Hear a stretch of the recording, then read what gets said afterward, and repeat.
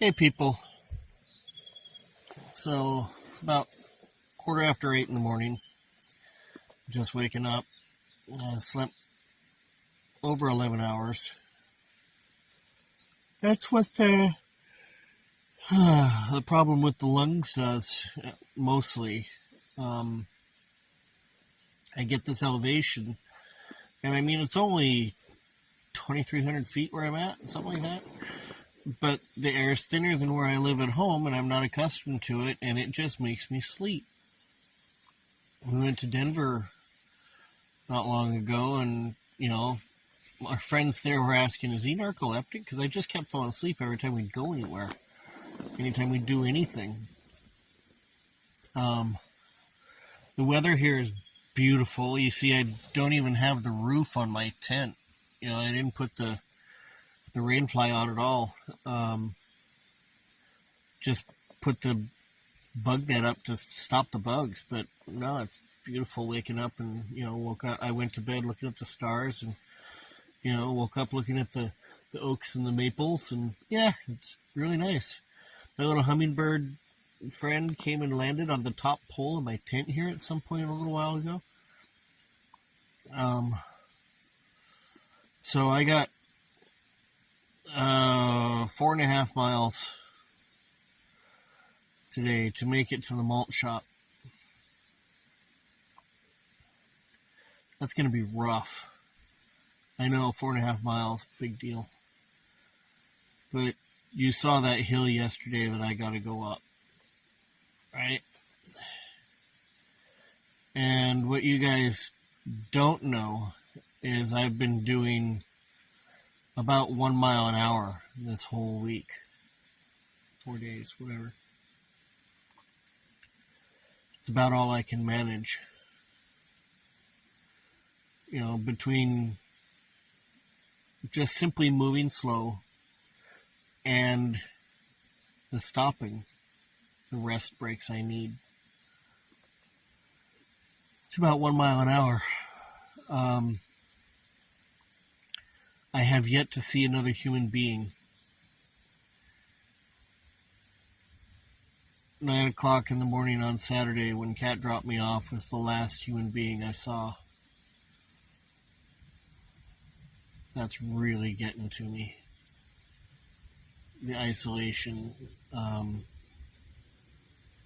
I know that many people talk about loving the isolation out in the woods. Camping to me has always been something that you shared, that you were there with friends, and there was a community of people who enjoyed and did the same thing. And so yeah, this is really rough not having anybody. I'm more social than that. So, at any rate, more to come later today. I'll definitely be making videos from the trail. Now check this. Ain't this some shit? That's a dirt road right there. Check it out. There's my tent. Yeah. So I checked out that dirt road. It leads exactly where I'm going. Except it takes about 10 miles to get there. And it's full sun exposure the entire way. And so yeah, I can do 4 miles up that hill, or I can do 10 miles going around and up that hill. Yeah. Hey, something I haven't been thinking to mention, how I feel. Well, I feel exactly like you would feel after being out here 3-4 days, carrying a 52-pound pack up and down some really unforgiving trail. My shoulders hurt, my back hurts, my hips hurt, knees are a little sore. Muscles are sore all over. My forearms and the backs of my hands are somewhere close to a 2nd-degree sunburn now. I haven't blistered yet, but that might happen today. My feet are sore, but the plantar fasciitis, that problem, has not even raised its ugly head. Been absolutely beautiful on that. My knees have not been popping like they used to. And so, I mean, medically, I think I'm doing very, very well. But I just have the basic aches and pains that you would expect of being on a trail like this. Mentally, I guess these flies are really having at me. It's really becoming a thing. And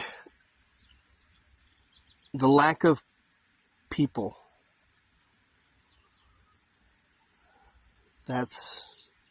Remind me to never go to prison and end up in solitary. I always thought I would be able to handle being solitary confined pretty easily. And I'm finding that that's not the case. I enjoy people too much. I'm not sure what it was, but last night I kept hearing voices on the wind. And I mean, literally, I'm in a canyon here that goes quite a ways. And it is possible that I was hearing somebody miles away, their voice being carried on the wind. It is also possible that it was completely an auditory hallucination and I was making shit up in my own brain because of the lack of human contact. I'm not sure which. Either way, it's still a little disturbing to me. So yeah, there you go. Medical report, as it were. All right, bye. It's been 200 yards, and I'm already breathing like this. People say thank you for your service. You have no idea what service means. It's not about a uniform. Service is about this. It's about single-minded dedication and overcoming the fear of lack of accomplishment. And it's about doing all that on behalf of somebody else who can't, won't, or is incapable of doing it for themselves. The blind can't make themselves see again. But I can come out here and walk and raise your awareness so that you can donate and help the research so that they can see. And if not them, their children or their grandchildren. Okay. I'm gaining elevation quickly. I got 822 feet to gain today. Most of it over the first 2 miles. I get the feeling this is going to be one of the longest days I remember in a long time.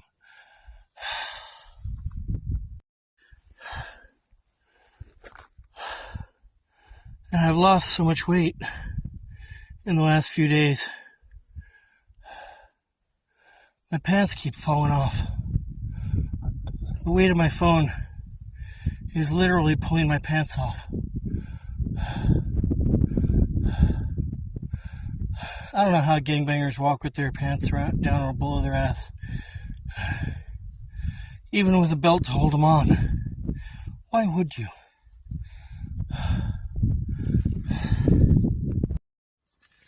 So, men and women of service, whether that be for a couple of years in the military or a lifetime career, and bugs. They do it for 1,001 different reasons, and many of them have 100 reasons unto themselves.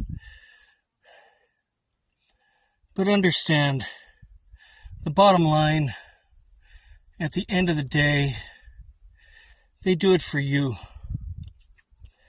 Whether that be to go fight wars so that you can have your home and freedom, or whether they arrest the bad guys so that you're safe at home, or whether they fight the fire so that you have a home to be safe in, or if they work in a hospital, making sure that if something bad happens, they're there for you. Don't just say thank you for your service. Understand what it means. It takes an extraordinary amount of effort.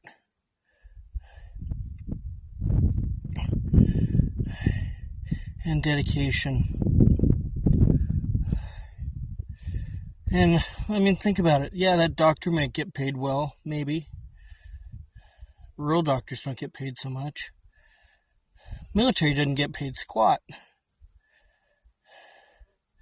Cops are underappreciated.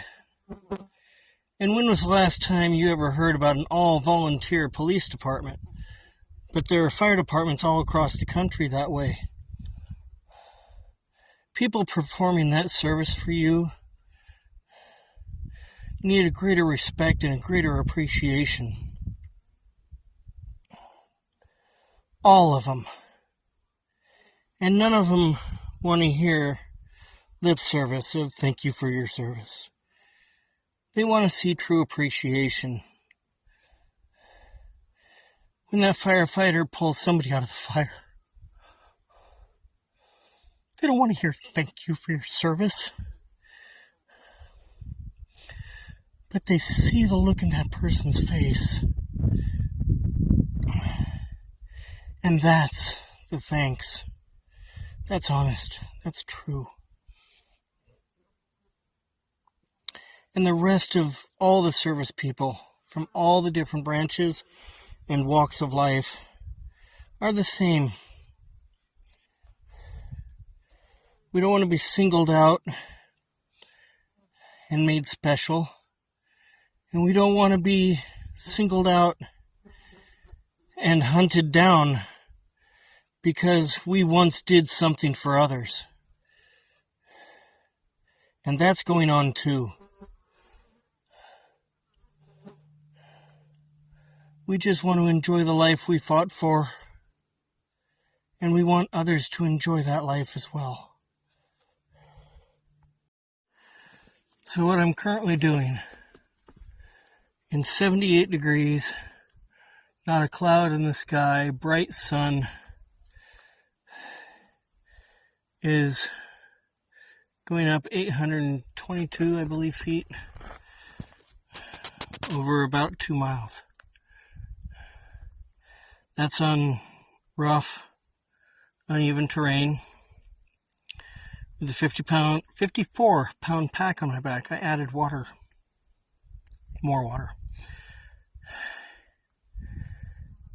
To give you some idea, I think that's roughly equivalent of going up 80 flights of stairs. Give that a thought.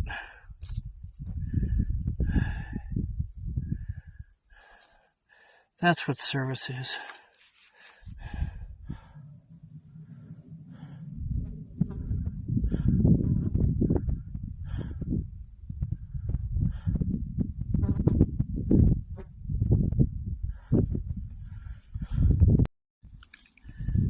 I am now at 2933 elevation, up from 2300 and something this morning.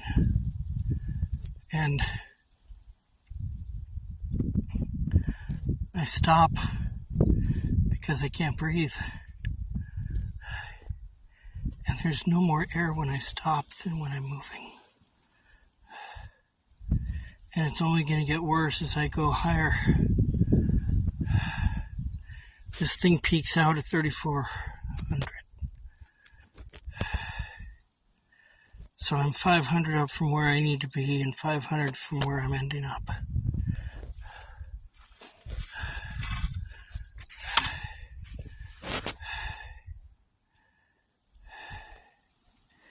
If it were not for dedication to others, why would anybody do this?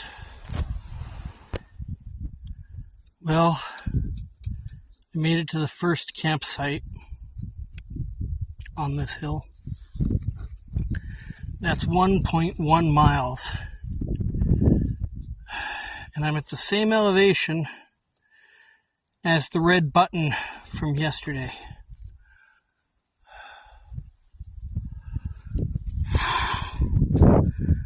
I can't breathe. I stopped and I took my pack off, and I've been standing here 5 minutes and I still can't breathe. There's no satisfaction from taking a breath. And in the next 1.1 miles, there are 4 more campsites, taking me up to 3,400 feet, 3,433 feet, which is the apex of this. After that, I start going minorly downhill.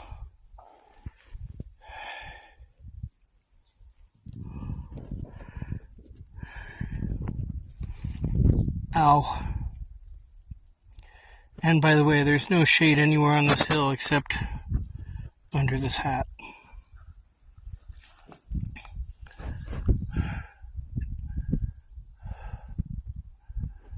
Think about what I said earlier, people.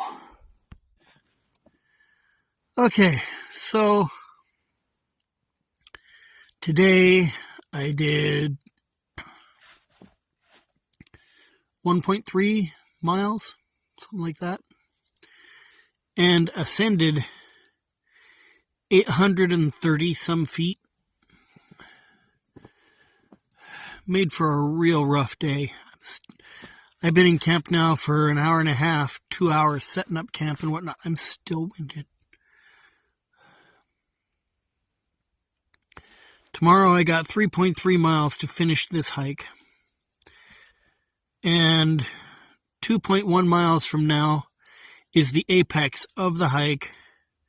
I will have gained 530 some, 40 some odd. No. Yeah, something like that. 530, 540, something like that feet between now and then. After that, it's all downhill for the next mile and a half to get into Lake Merino and get myself a malt and a burger and freedom.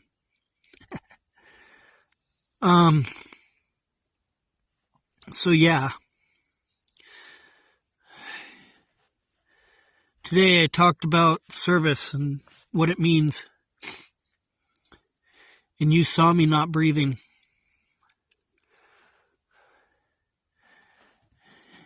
And I'm still here. And I'm still pushing tomorrow. And I pushed yesterday.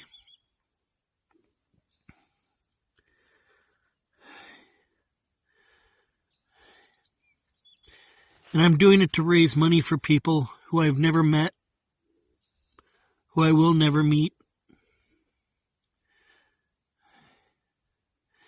so that hopefully we can stop them from ever having to pass on blindness to their children, because it's a genetic disorder. Retinitis pigmentosa is a genetic disorder, and it passes from one generation to the next, and it can be, latent in you. You may not even know that you're a carrier until your kids end up blind. Wouldn't that suck? I know a man who has RP, and his brother denied, "Oh, I don't have that shit, I don't have that shit." No, he didn't. But all 3 of his kids do. We can find a cure in our lifetime if we just let the doctors do what they do. I'm out here putting my money where my mouth is. I'm busting my ass and damn near killing myself, and I can't breathe when I'm at rest. And I'm still out here. I'm going to tell you now, I'm not going to be out here long.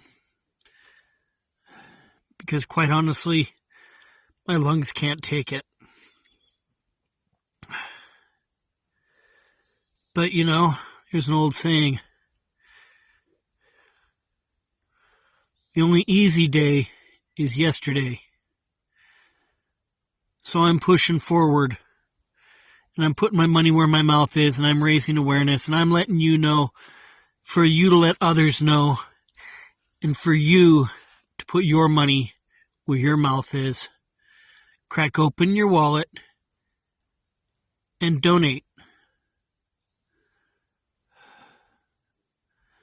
Like, subscribe, and all that good stuff. But don't just say tomorrow or somebody else will. Because I got news for you. Everybody else is saying tomorrow or somebody else will too. And because of that, these places don't get any money. What are you going to do? You going to talk about it? You going to ignore it? You going to turn a blind eye to it? Isn't that ironic? Come on. Do what you know is right. Okay. All this talk about thank you for your service. Excuse me on this moment, okay? Because I'm going to speak in generalities and from my perspective. So, all those people with all the letters and whatever else, don't be offended. It's just the best way I know to explain it. But when you say thank you for your service, and you're talking to me, you're thanking me for what I did. Okay, well, I spent my time in the Corps. I got shot at. I did all of that. But you know what? That was my choice. And that's important. Because it's long been said the hardest job in the Marine Corps is wife. Because it was my choice to join. It was my choice to do that type of duty. It wasn't her choice. She married into it, and she really, the vast majority have absolutely no clue what they're getting into when they marry into the Marine Corps. Because if it wasn't for her at home, paying the bills, taking care of the kids, washing the car, you know, all of those things, he couldn't go off to war. And what she does while he's doing his job that he volunteered for, he went and got trained for, everything, she's sitting at home worrying if he's dead. Wife is the hardest job. And, again, I mentioned all the services earlier. It's just who we are. We may get older. Some say wiser. Some would question that. We definitely get fatter. Shit slows down, shit breaks. But we never lose our drive. We never lose our ambition to do and be those things. And I'll tell you now, when I went to war, I had a woman at home that was wondering if she was going to get a life insurance check. Now, I've upgraded. I have a woman at home wondering if I'm okay, wondering if I've stepped off a cliff somewhere along the line, Why can't he contact me? Why isn't he contacting me? Etc., etc. When you say thank you for your service, turn and thank her. Because of the two, she's got the harder job.